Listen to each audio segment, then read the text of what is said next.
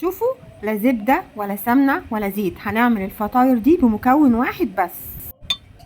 معلقة سكر، معلقة خميرة، وبعدين هنا هنضيف شرش لبن انا دفيته علشان اعمل بيه الخميرة دي. هسيبها 3 دقايق، بعد كده هتختمر.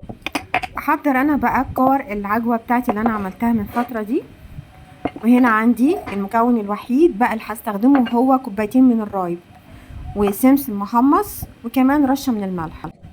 وهنا عندي كيلو الا ربع من الدقيق، هضيف عليه السمسم المحمص وكمان رشة الملح، وبعد كده الخميرة، وبعد كده هضيف الرايب بالتدريج. هنضيف الرايب بالتدريج لانه زي الزبادي ممكن يخدعنا. هقلب كويس، وبعدين ابتدي الم العجينة بايدي، ولما احس انها محتاجة احط لها اضيف لها تاني كمان رايب واعجن بالشكل ده لغاية ما احس انها اتكونت معايا عجينة ناعمة وطرية وبرده مش بتلزق في الايد بالظبط كده. هغطيها بقى تختمر، وبعد كده هبتدي بقى بعد الاختمار ههبطها، وبعد كده هقطعها قطع صغيرة.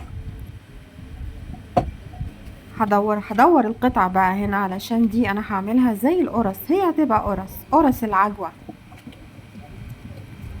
بس كده. كده خلصت كل الكمية بتاعتي. هسيبها بقى، هاخد اول واحدة انا عملتها وهفردها، وزي ما قلت لكم قبل كده انا بحب الحشوة تتحط على على الظهر بعد ما بفرد.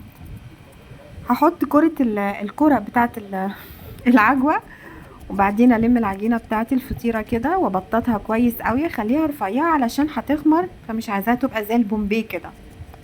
ادي واحدة تانية ببططها قوي، بعد كده اقلبها على ظهرها.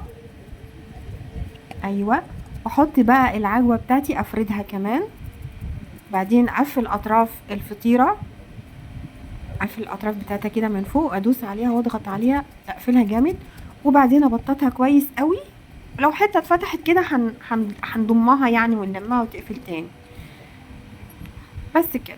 انا كده خلصت كل الكميه اللي عندي. هدهنها بقى لبن، وبعد كده بسكينه او سكريبر وهبتدي اعمل لها الشكل ده. يعني اي شكل انتوا بتحبوه وبتفضلوه اعملوه زي ما انا كده اتصرفت يعني وعملت كده.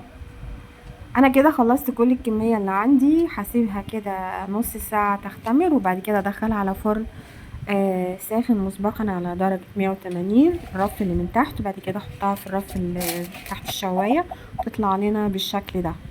ريحتها طبعا كانت مفحفحه، يعني ريحه الرايب دي خطيره جدا مع العجوه كمان، كانت الريحه رهيبه، ما بالكم بقى الطعم.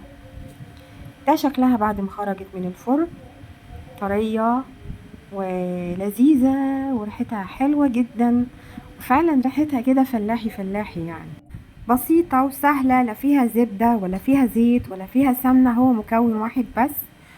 وعملنا بيه الفطاير الحلوة دي، حلوة جدا للمدرسة، حلوة للفطار، حلوة للعشاء. وجودها في البيت لوحده كفاية يعني. اتمنى انها تعجبكم وتجربوها. وهنفتح واحدة اهو، هنقطع واحدة بالسكينة كده ونشوف شكلها من جوه. هي مستوية وزي الفل، ريحتها حلوة قوي وبس كده.